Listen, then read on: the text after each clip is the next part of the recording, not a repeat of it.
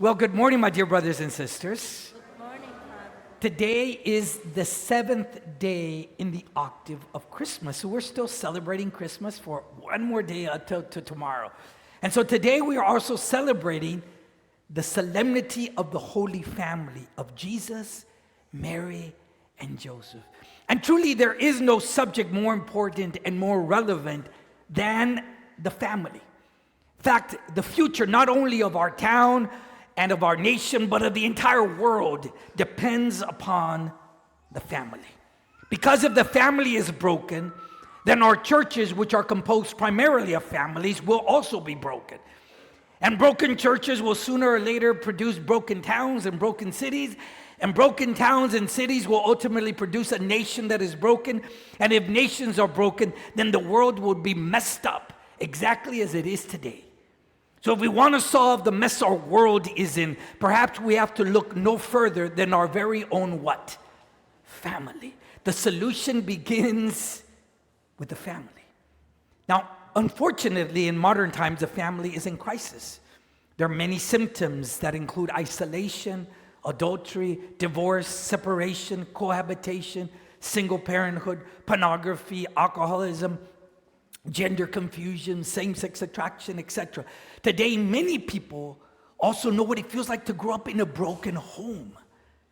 Now, if you have experienced the pain of a broken family or a broken heart, or you've made mistakes that have hurt your family, then today the church also says to you, we are also your spiritual family, and we love you.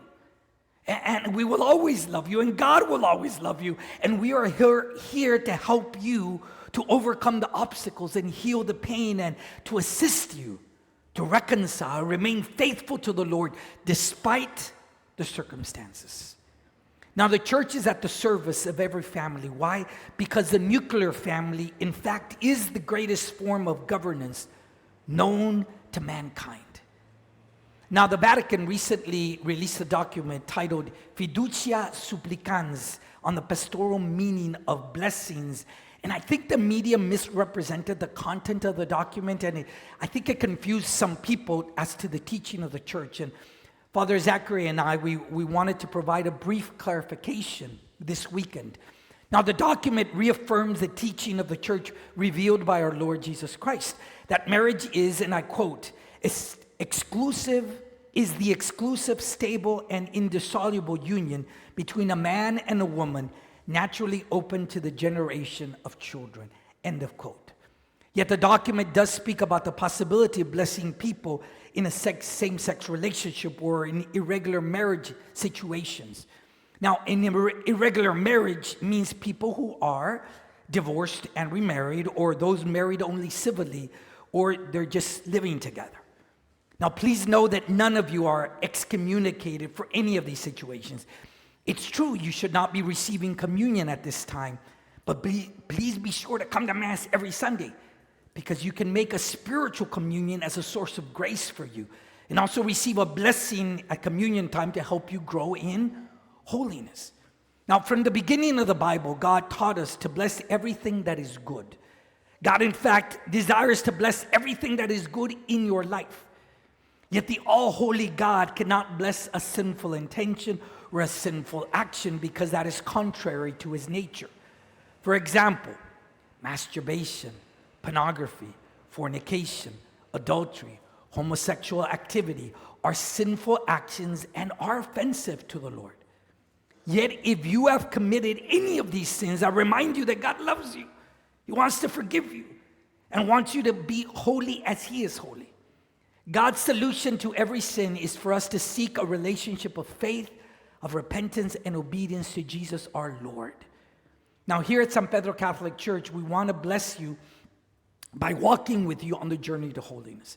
Specifically, we want to help those in irregular marriage situations to take whatever next logical step is to rectify their situation and come closer to God. You can begin, obviously, by visiting the office or just contacting me. In addition, in 2024, we're going to start a new wonderful ministry named Living Waters. I've already been preparing for about a year for it. This confidential ministry is for those with unwanted same-sex attraction. but it's also for those who have experienced sexual abuse or sexual addiction or gender identity issues or shame or self-hatred or unforgiveness. The Living Water Ministry empowers people to live a life of interpersonal wholeness and chastity. Now, to learn more, please visit the office or contact me privately at any time. Now, today is the Feast of the Holy Family. So God wants us once again to present to this generation the ideal of the family. Because the ideal which God sets before us is something that we must never stop aiming for or proclaiming, even if we're not there yet. Now that said, turn with me to the first reading today from the book of the prophet Sirach. Sirach is an amazing book. And chapter 3, verse 2 to 3 states this: God sets a father in honor over his children, and a mother's authority he confirms over her sons. Whoever honors his father atones for sins. Wow. It's a really powerful line right here, and I think the key word here is honor. And this is huge for a family because the fourth commandment from God directs children to do what? Honor your father and mother. So what is honor? What is honor? Let me just take a pause. Airplane pause. Okay. What is honor? Let me give you a simple definition. To honor is, please repeat after me. To honor is to treat someone with respect and reverence. To treat someone with respect and reverence.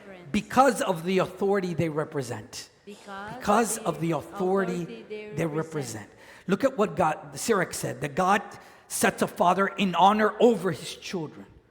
The mother's authority confirms over her sons. In other words, the parents are placed by God with authority over the children. And we need to honor that authority. Now, the virtue of honor must be present in every family. Unfortunately, I think in modern culture, honor directed toward our parents or elders has started to disappear. There's a lot of dishonor happening. Now, today, like a typical sitcom that you watch on television, it presents children like being really smart, really with it. And of course, the adults are usually portrayed as clueless, sort of out of touch. And if there's a father in the sitcom, he's usually presented like a total idiot, And this is, I think, why the culture is dishonoring parents, because that's what we see in the media. Now, that's why today I think our Lord Jesus is asking us to restore the importance of honor in our families.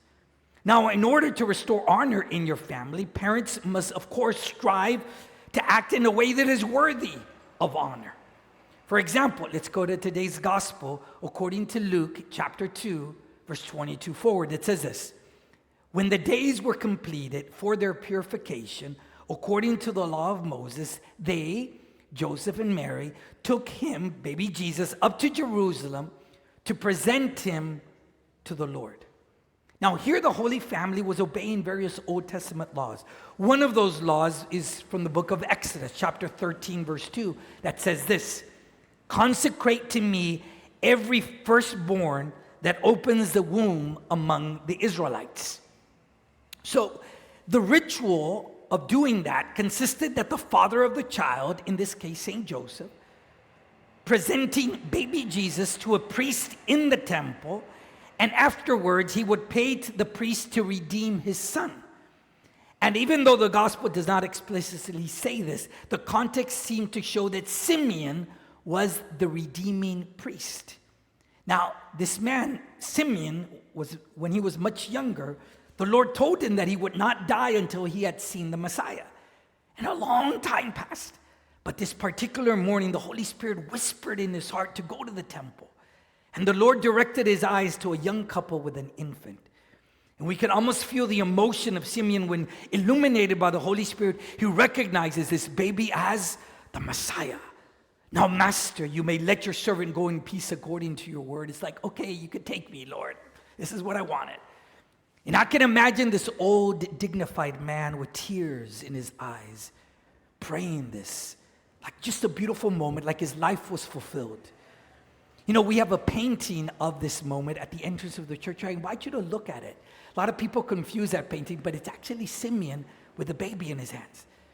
Now, perhaps the most important point of all this gospel is found in Luke chapter 2, verse 39.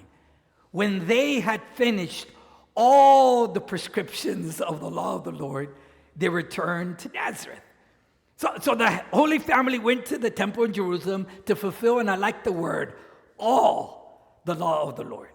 In other words, the Holy Family acted in a way that was worthy of honor. They were honoring God, and they themselves were worthy of honor. Now, St. Joseph did not say, Mary, why don't you go alone with the child to the temple? I'm going to stay home to watch some football. No. And St. Joseph didn't say, I don't have to go to the temple. I go to God my own way. No, he didn't say that. St. Joseph and Mary went together to the temple of God to fulfill all that the law of the Lord prescribed. This teaches us that St. Joseph and the Virgin Mary, the Holy Family, had their lives centered on God. Now, let's be honest. Today, many Catholic marriages do not respect all the precepts of God, and many do not even go to Mass every Sunday. I think today many parents are struggling just to get their priorities right. And yet the starting point to fix a broken family begins by repairing your relationship with God. And to do that, we got to be willing to obey all of God's law. Now, the rewards for those who honor God are huge, especially for the family. Turn with me to the responsorial psalm, Psalm 128, one of my favorite psalms. It said this, Blessed are those who fear the Lord and walk in his ways. Now, to fear the Lord is actually a form of honoring God. It basically means to take God seriously. And Psalm 128 then shows us the great blessings that a family receives when they honor God. Psalm 128 verse 3 says this, Your wife shall be like a fruitful vine in the recesses of your home, and your children like olive plants around your table. Okay, that's deep. Let's just focus on that one verse. This verse describes the wife of a godly man as a fruitful vine. So what does a fruitful vine do? It does at least three things. One, the first thing a fruitful vine does is cling. It clings, it wraps its branches to whatever it can attach itself to. In other words, a wife must be able to cling to her husband, must be able to wrap her branches around her husband, a godly man. You see, when a man acts with honor, his wife will want to cling to him. Now, a vine not only clings, but a vine also begins to climb, to grow. And it begins to grow and to spread out once it clings. In other words, when a man acts with honor, his wife will want to grow. And I don't mean grow sideways, okay? I mean grow spiritually, grow emotionally, grow intellectually, grow relationally. She will develop like greater abilities and skills and talents. She will become a better woman. Gentlemen, if your wife is not climbing or growing in this way, if your wife is not more intelligent or affectionate or virtuous in 2024 than she was in 2023, then the problem is she has either nothing to cling to, or once she clings, you're not permitting her to climb. Men, your wife should be able to say, when I cling to my husband, new branches start shooting out and start growing in ways I didn't even know I could. Now remember that the vines, they don't grow in the winter. Vines only grow in the spring. As a husband, it means that you are responsible for creating a climate in your home where your wife and the children can flourish. It means they need spring weather in your home, not winter weather in your home. Yet a vine not only clings and climbs, a vine eventually produces clusters of grapes, and grapes produce wine. And in the Bible, wine is a symbol of joy and happiness and fiesta. In other words, gentlemen, if you are a man of honor, if you honor God, then your wife will be able to cling and climb, and she will eventually produce clusters of abundant joy and happiness and fiesta and romance in your life, in your marriage. Yet mothers, pay close attention. Verse 3 also says, your wife shall be like a fruitful vine in the recesses of your home. Doesn't say in the recesses of the supermarket or in the recesses of the office building. No, mothers. This means that you must love your vocation as mother more than you love your career or shopping or your social life. And if fathers are men worthy of honor that truly honor God, wives will be a fruitful vine. And then verse 3 says, your children will be like olive plants around your table. I think that's beautiful. It means that you will nurture and you will educate your children, not around the street corner, not around the beach bar, but around your table. Parents, this means that the primary educators of your children are both of you, not the school teacher.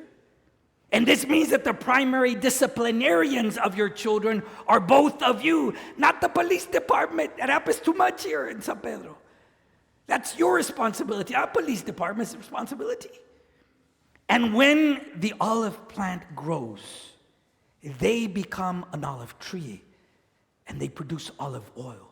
And the oil is a symbol of God's anointing and blessing that comes from the Holy Spirit. In other words, when your children will grow up, they will be anointed by the Holy Spirit. And they in turn will love you, and they will be a huge blessing to you. Your children will be a God's blessing to you. And it all begins when a man and a woman begin to honor God and respect his laws. Fear the Lord. That means respect him. Now the new year is right around the corner. And it's a new opportunity for your family to restore the honor to God and the honor to those in authority in your family. Our Lord Jesus can help you restore the honor in your family. And this means that even today, there is great hope for San Pedro and for our broken world. To baby Jesus, to him be the greatest honor and love forever and ever. Amen. Oh come, let us adore him. Oh come, let us adore him. Oh come, let us adore him, Christ the Lord. Merry Christmas once again.